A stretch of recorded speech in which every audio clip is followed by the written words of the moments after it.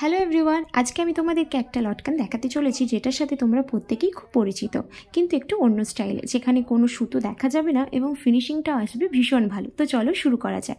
এখানে আমি 4.5 ইঞ্চি মাপের একটা কাপড় নিয়ে নিয়েছি এবং এই যে দড়িটা দেখতে পাচ্ছ, এটা কোনাকুনিভাবে আমি এখানে স্টিচ করে নেব।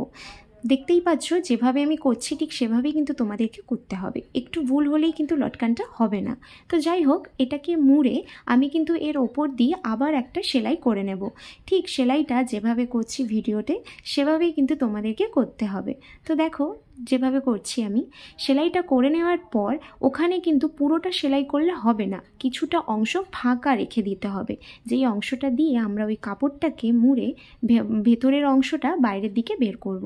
তো চলো দেখো, আমি যেভাবে করছি সেভাবেই কিন্তু তোমরা কাপড়টাকে উল্টে নেবে। ঠিক ধীরে ধীরে উল্টোবে এবং তাড়াহুড়ো করতে গিয়ে কিন্তু সুতো কেটে যেতে পারে। যাই হোক, এভাবে উল্টোনোর পর তোমরা দেখতে পাচ্ছ ঠিক এরকম একটা শেপ আসবে। তো কিছুটা কাপড় ভেতরের দিকে ঠিক এভাবে ঢুকিয়ে নেবে যেভাবে আমি করছি, এতে একটা লটকানের শেপ দিয়ে দেবে। করার পর ওই ভেতরের কাপড়টা আবার বাইরের দিকে এভাবে বের করে নেবে। দেখতেই পাচ্ছ যেভাবে করছি। এবং দড়ির যে অংশটা আমি প্রথমে কাপড়ে স্টিচ করেছিলাম সেই অংশটা ওই ফাঁকা জায়গা দিয়ে একটু বের করে নিতে হবে এবং বের করে নেওয়ার পর ওই জায়গাটা আমাদেরকে আবার সেলাই করে নিতে হবে। যেই অংশটা আমরা সেলাই করিনি সেই অংশটা ওই দড়ি সমেত আমাদেরকে সেলাই করে নিতে হবে। ঠিক যেভাবে তোমরা ভিডিওতে দেখতে পাচ্ছ ওভাবেই কিন্তু করে নেবে।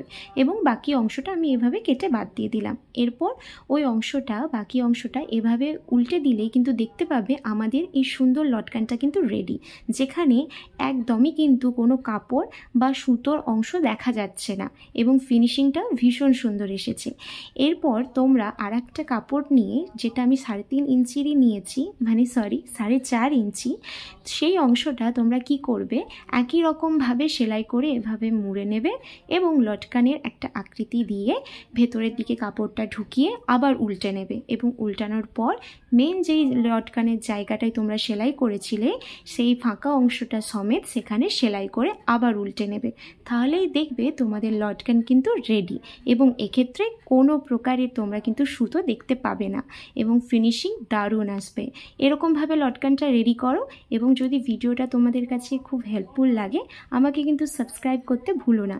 এবং আরও কী রকমের তোমরা ভিডিও চাও আমাকে কিন্তু অবশ্যই কমেন্ট করে জানিও। Thank you.